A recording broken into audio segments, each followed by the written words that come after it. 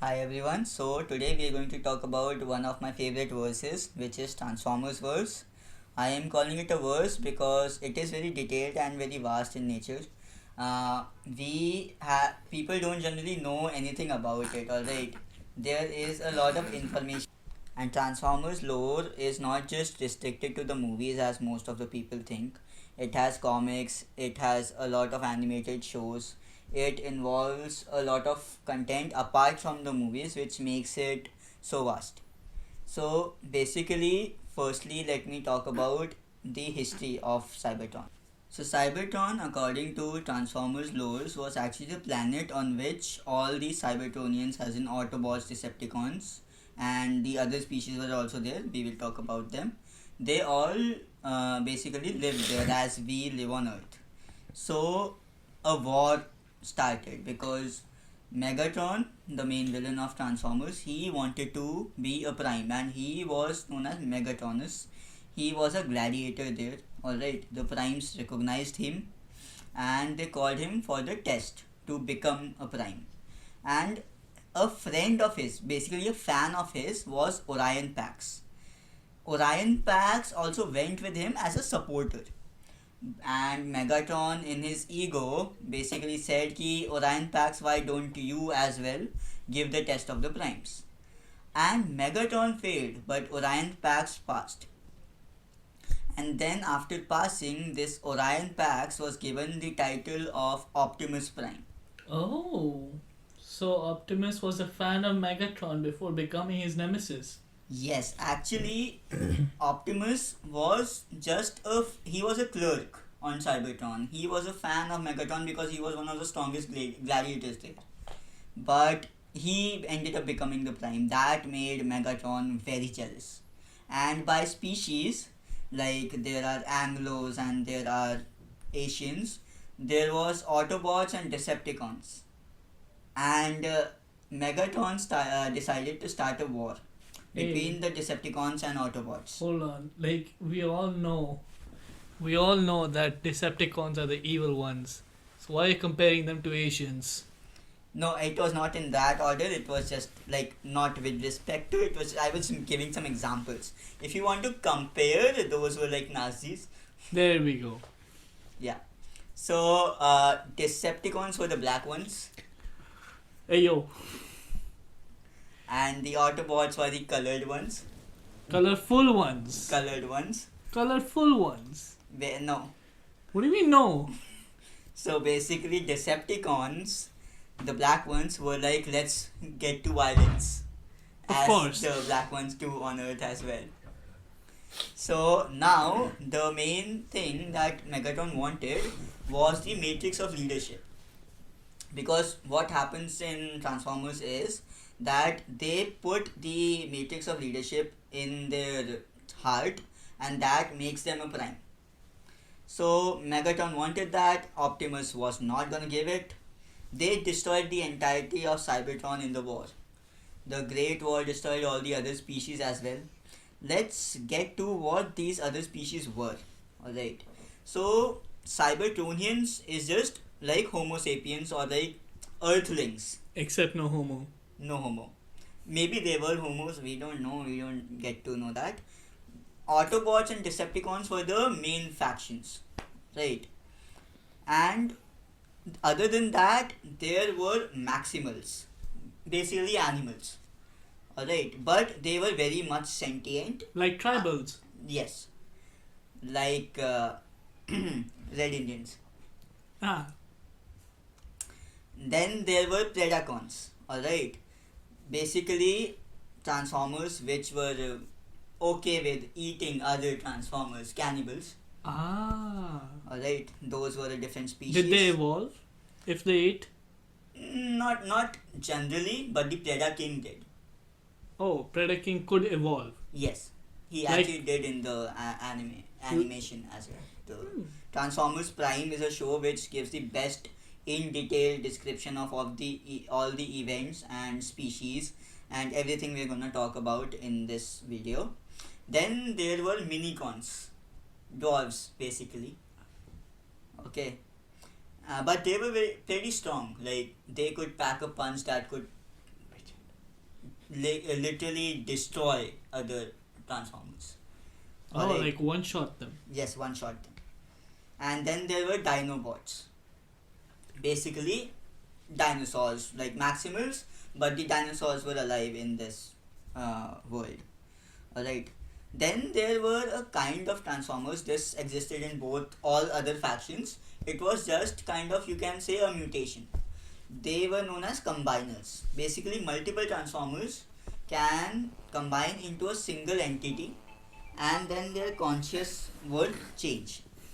Okay, these were the main species that existed on Cybertron. So combiners basically needed two Transformers to attach to each other. Two To or function. more. Two or There have or- been up to 7 as well. So you're saying that Also, a Transformer orgy for combat exists. yes, that is exactly what I'm saying.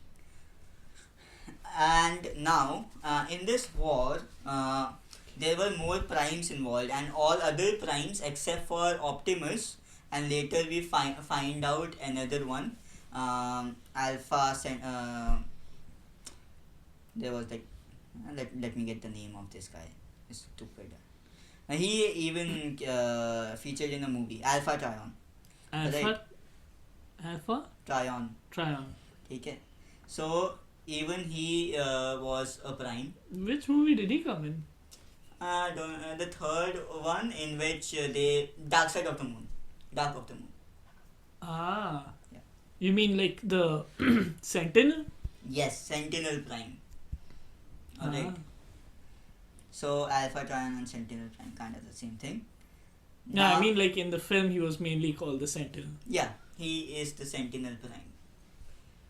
Like Orion Pax is Optimus Prime, Alpha Trion is Sentinel Prime. There.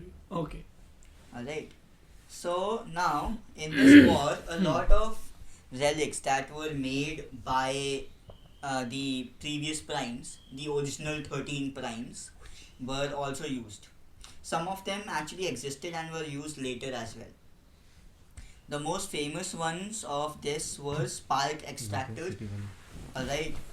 It was destroyed by Megatron later. This could legit kinda kill your spark. Spark is basically life force of the Transformers. Mhm. Alright. This could kill your sparks, one shot you. So this was pretty bad. Then there was Polarity Gauntlet.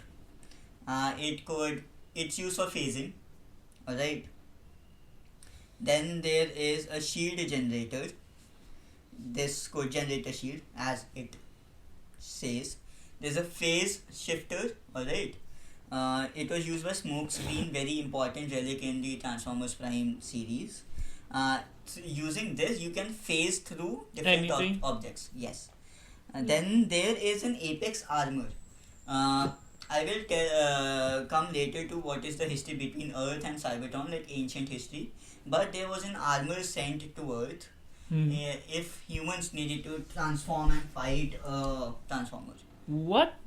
Why didn't we get that in the movies? I do not know. I really want that to feature in the movies. It's known as the Apex Armor. Alright. Then there is a Resonance Blaster, Star Saber, and the Dark Star Saber. These are all just weapons. Very Wow. strong weapons. Alright. Then Toxin is also a relic. Omega Keys and Omega Locks exist on Cybertron, and they are used to basically recreate Cybertron, like bring life again in it. Cybertron itself is a Transformer, Oh. and that Transformer is known as Primus, the first Transformer. But didn't they like in the Transformer movies? Didn't they say that Cybertron was destroyed? Yes, Cybertron. In the war? Yes, So not destroyed physically. Its spark died. oh, okay, And but they can Omega revive Lock it. and keys can be used to revive the spark of Cybertron. Basically, revive Primus. And the ancient history between Cybertron and Earth is that when Primus and what do you call it? Earth. Earth, Unicron. Oh, Earth is called Unicron. Basically, when Primus and Unicron, the first two primal beings of Transformers existed, they had a war because Primus was good, Unicron was bad. Alright. Okay. and the blood of Primus is energon. Alright, energon is basically the energy or the food Hmm. for Transformers, and the blood of Unicron is dark energon. Of course. Okay, it gives some other boost, but it also makes you evil.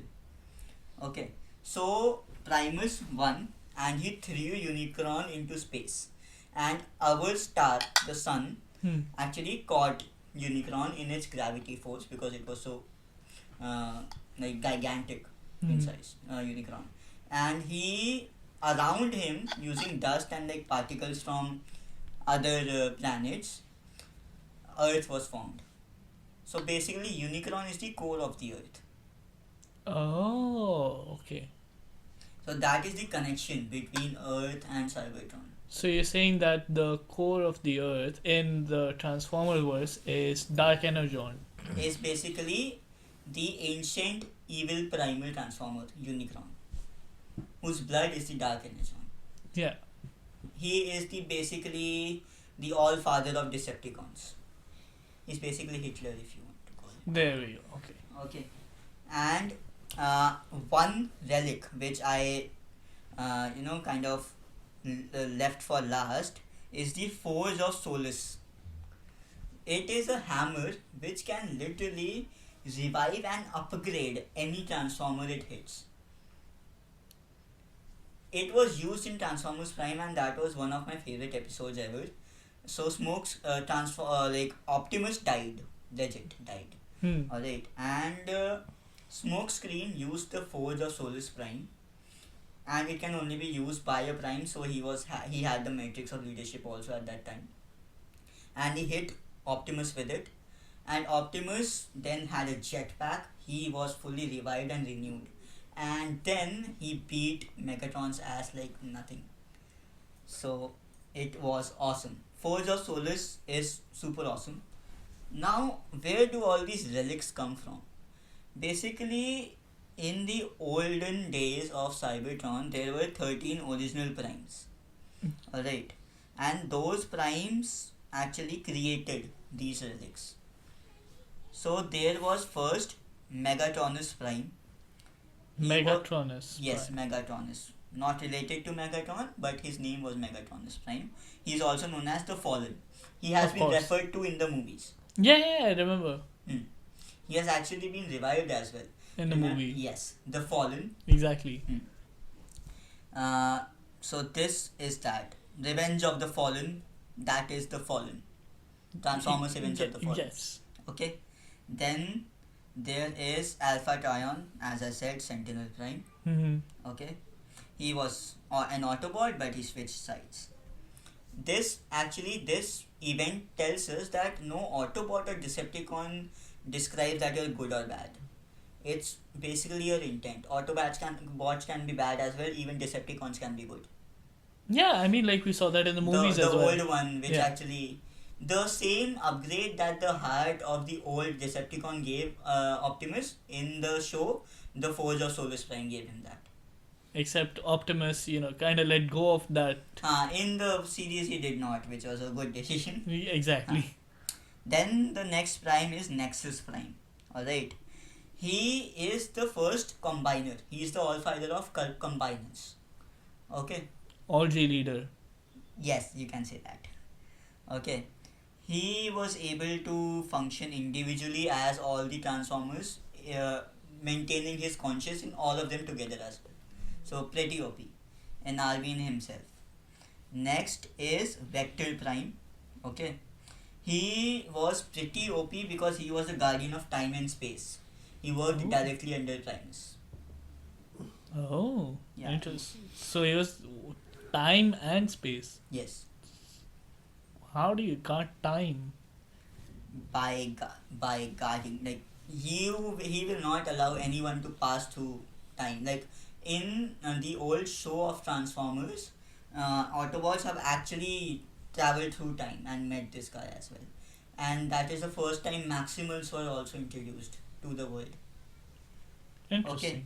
Yeah. The next one is Solus Prime. She was the only female Prime, and she was the best one actually because she is the one who created the Forge of Solus. Ah. Okay, so pretty smart and pretty Basically, unbeatable. Athena. Yes, you can say that. The next is Amalgamus Prime. He was not a good guy. He was a trickster. He kind of led a lot of revolts against the original primes. All of them failed. Then the next one is Liege Maximo. Okay, he is considered the ultimate evil. Like, he actually was the one who made Decepticons hate Autobots.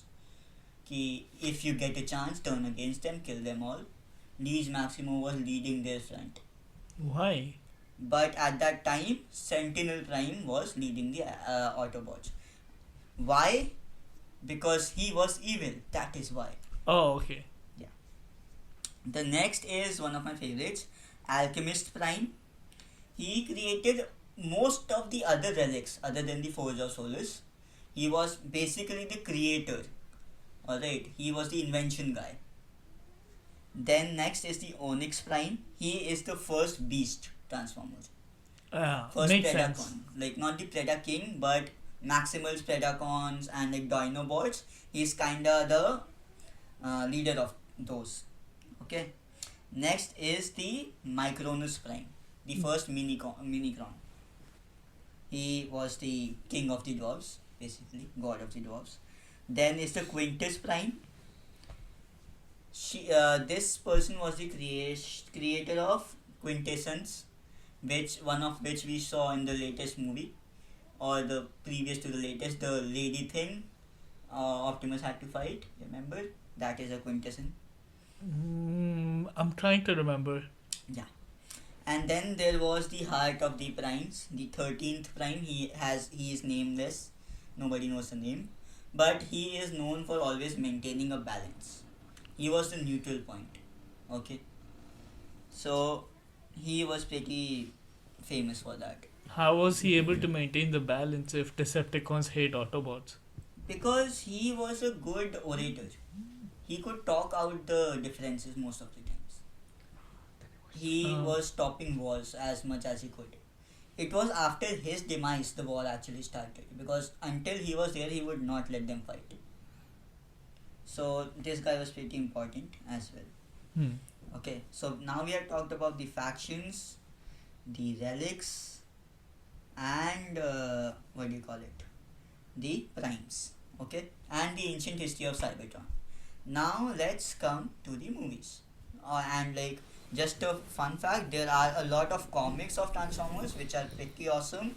Everybody should read, and Transformers Prime is a very wholesome and epic series everyone should watch. Now coming to the movies. And today, except for Dylan, we have Anirudh, which we had in the previous Episode. podcast as well. Hi, And we guys. have another person, Karan, who is also another guest of ours in this podcast. So now let's talk about the movies, guys. So, let's start from the basics. Which Transformers movies do you like the most and why? The first one, Why? I mean, obviously because of the narration of the story and the introduction they have given about the Transformers in the movie. Okay. Dylan? For me, it would be the one where, what do you call it? Optimus Prime had technically died for some time. Was that the second one? I'm guessing Dark that was Side the of the second Moon. one. Yeah. Dark Side of the Moon. So he technically died, and Bumblebee took over for some time, Yes. and even that what do you call it? Revenge of the Fallen, and there was also the one where the world was kind of destroyed, almost like a whole city was decimated. I can't remember the title of it. Must have been Revenge of the Fallen or Dark Side That of was the Moon. Dark Side of the Moon only. The final scene. Exactly, like it's almost a complete war zone Yes. between Autobots and Decepticons, and humans are just insects. And Bumblebee's the only one who's caring about them at that point. But it's just the cinematography of, how they made the giant robots feel very dangerous and that they can kill you in any moment they want, even by accident. And So because of that, I feel like Dark Side of the Moon. So, one of like my favorite Transformers movie. I mean, the one after the latest one where they had the nanotech involved and creating their own Transformers from the corpses of Decepticons. That was also an interesting concept, Yes, but felt cliched. it did. Karan. For me, the best movie would be The Dark Side of the Moon. Mainly because of the action scenes it had. And also, as Dylan said, in the final scene, the whole city was being destroyed. Which was amazing, I'd say. It was similar to the one we saw in Avengers. It was Endgame, right? Yeah. But Transformers came back, then Avengers. I know, I'm just saying. I mean, similar it's to Michael Bay. Yeah. For me as well, it's kind of, I think, the most favorite movie of most of the fandom, because it really is the best one out there. Yeah, I mean, but if we're going with the movie with the best line, that's got to be the latest one, because it ends with Optimus Prime sending a message to everyone in the Yes. universe. That's That Revenge of is the a Fallen. scene. Oh, obviously. It's the latest Which one? one. It's like, this is a message to all the Autobots and Decepticons in the universe. I am Optimus Prime, and I am calling all Autobots taking refuge in the stars. Like, that speech was one of the best ones, and it came from the first movie. Yeah, the first movie, like, that really established the bond between the humans and the Transformers as a species. Yeah, it's more than meets the eye. Yes. Now, moving on, which is your favorite Transformer? Bumblebee. Everybody's going to say Bumblebee? Yes. Let's just cross out Bumblebee and Optimus Prime. Which is Okay. your favorite Transformer? Megatron. Okay, why? Because, spoiler alert, he's Optimus's brother, right? He is kind of the person Optimus was a fan of. Yeah, but he was also revealed to be his brother in one of the series. That was not the brother. Like, I call you brother, that way. Okay. They used to feel like brothers. Feel like Like brothers. bhai hai tu mera types. Oh, okay. Hmm. So, plus, Megatron's character is pretty cool, because in the movies he has a character arc where he becomes an anti-hero. At least in one movie he In the does that. Sentinel one. Yeah, like he joins forces with Optimus. In the series, he did that pretty well and for a pretty long time actually. It was pretty awesome. So Megatron is nice. Anirudh. I mean, if you say my favorite Transformer would be Optimus Prime Bumblebee, but you cannot discuss this because they're everyone's favorite. So, apart from them, my favorite is Hound. Hound is shown to be extremely skilled with a triple barrel minigun, assault rifle, shotguns, and a cigar. Like, that guy is legit a army man walking on street. Like, that guy is so badass. And he also dies a very, very sad. In a very sad but honorable manner. Yeah. Yeah. Hound was pretty dope. Yup. It is true. Like, till his last breath, he was in a way to serve Optimus Prime, like a true soldiermanship. Yeah, he was a true soldier. He was actually one of the finest soldiers on Cybertron. Yeah, I mean, I almost cried when he died. So what is your favorite Transformer? My favorite Transformer would be Bumblebee. As he's like the pillar of the whole verse, as you said. Yes. The franchise kind of runs around him, we can say that. And we will allow Karan to say Bumblebee because he is not that used to the lore. So Bumblebee actually does deserve this, all your time and this reference, because he was the one who made the big sacrifice of losing his vocal cord, which was one of the best moments in Transformers. Megatron literally ripped apart his vocal cord, and then later Bumblebee became strong enough to kick Megatron's ass by himself. He has done that in the show. And Bumblebee is kind of the fan favorite. Some people like him more than Optimus Prime. He is the leader beyond a leader role. He is the people's champion. Yes, whenever Optimus is not there, every Transformer looks up to Bumblebee. Okay, and interesting fact, on Cybertron, Bumblebee was nothing but a ravager, alright. He used to look for scrapes used to get them and like sell it. कबाड़ी वाला था वो, Ah. ठीक है. And that is the most interesting part. Like someone so small in stature on like in a general lifestyle when required can become such a epitome and such a pinnacle of inspiration for everybody. He's like the Levi, He is like the Levi, but happier. much happier actually. He is very very happy generally. Okay.